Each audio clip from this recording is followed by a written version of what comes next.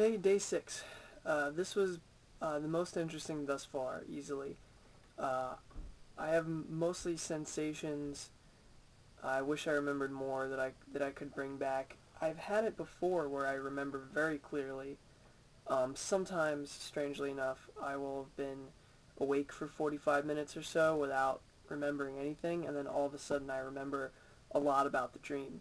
This worked more like just a regular dream. I definitely had a better grip on it when I was waking up, and now that I've been up, it's some of it has escaped.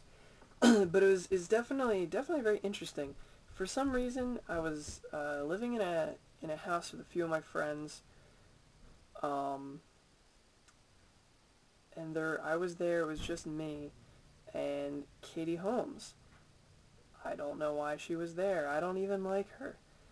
And she was killed by a ghost, thrown up against the wall, drug across the floor, and somehow killed by a ghost. And trying to explain this to everybody was difficult, and for some reason I was scared to tell anybody this. And I was waiting for one particular person, my friend Jenna, to get home. And other people were coming home. I was trying to hide the body, and I felt that everybody was gonna blame me, not believe my story, yet I still felt intent on hiding the body or keeping everybody out of that room and making it just a bigger mess than it already was. It had this kind of grim haunted house feel, even though we lived there. I have a feeling there were other dead bodies. I have a feeling somebody else died. Don't remember who or how. People were coming and going. It was very strange, as many dreams are. But that was the extent of what I remember for day 6.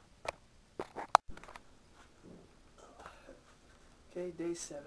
I may have said this before, but it is my contention that during using CaleaPart2, you will also experience dreams on days that you do not take it within a week or so after.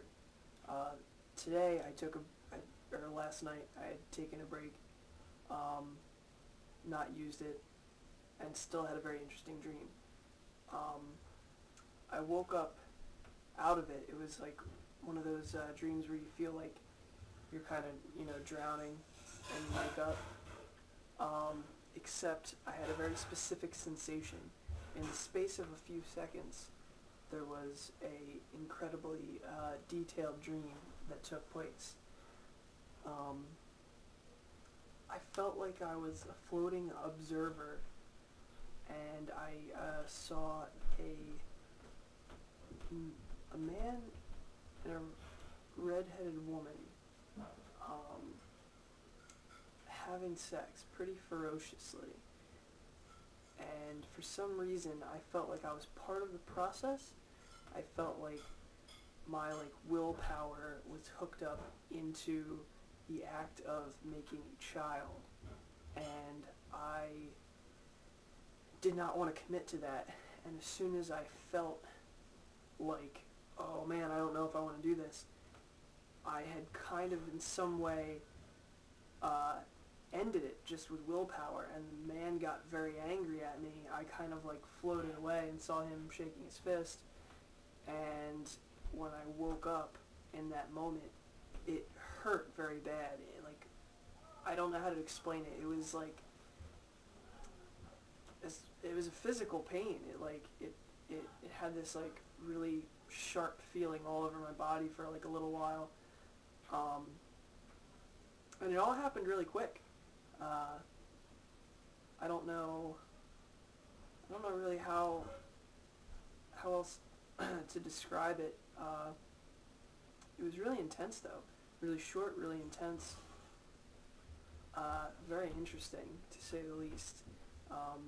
What I was most surprised about is the idea that it was in no way explained by any context, yet I felt like I was part of this process, that I was invested in it, and that it was my choice, even though it wasn't even represented to me as myself.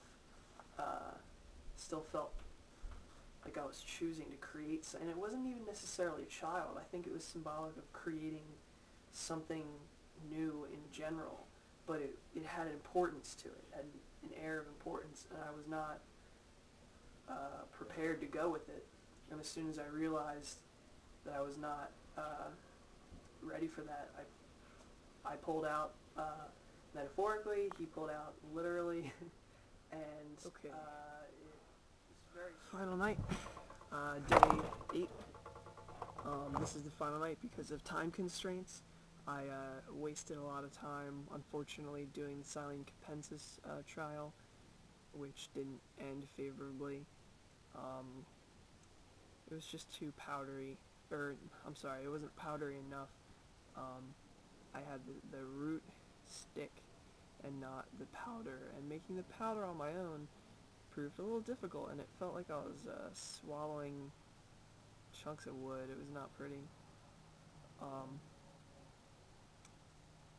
So this last night was very, very interesting night. I'm good I can end on a high note. Plus this is a double whammy because I'm going to give a different experience at the end, which I'll get to. But as far as the dream, it was very, very strange, very cinematic. It was very movie-like. I was being shown a movie that was unfolding before me, and fittingly enough, a very movie character type of person started it out. Which is interesting, because now we had Katie Holmes in my last dream for some reason, and in this one, we had a character that looked like a mix between Leonardo DiCaprio and the older brother from Pete and Pete. He had very large eyes, dilated pupils, and he was just walking. It was very bright, very sunny, very like hyper real in appearance, and it was a close-up of his face. It felt just like a box, just like watching a movie, him just walking. And he continued walking along, and all of a sudden, you could see his arms swinging back and forth, and his torso morphed into just a series of arms. So it was like now 5 or 6 arms instead of just 2, like swaying back and forth. And on the middle one was his face, like the face that we had seen before. He proceeds to go to a cave, and I was shown this part in reverse. There was very rapid motion, and I could just see something on the cave floor was happening, and then it slowed down, and I saw him stand up backwards, like in reverse motion, and it become apparent that he was fucking an old man in a diaper on the cave floor. And I don't ask me why. The reverse motion I think was interesting because, as I said, this felt especially cinematic. So the idea that there were movie editing camera tricks is also kind of interesting, I think. I've never had that particular thing in a dream before.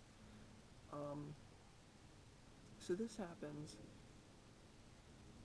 and then after that I am shown like what seems to be a parallel story of myself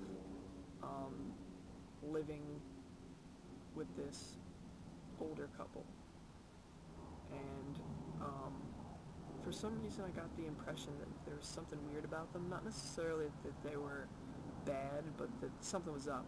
And I was approached by like a detective, private eye sort of figure, like very cloak and dagger, who had like a dark fedora and a trench coat, and was basically just like, don't trust those people, and like gave me a letter.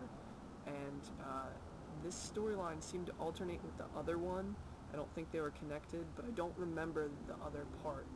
The only part I remember is the continuation of the second storyline, where the private eye gives me a box, and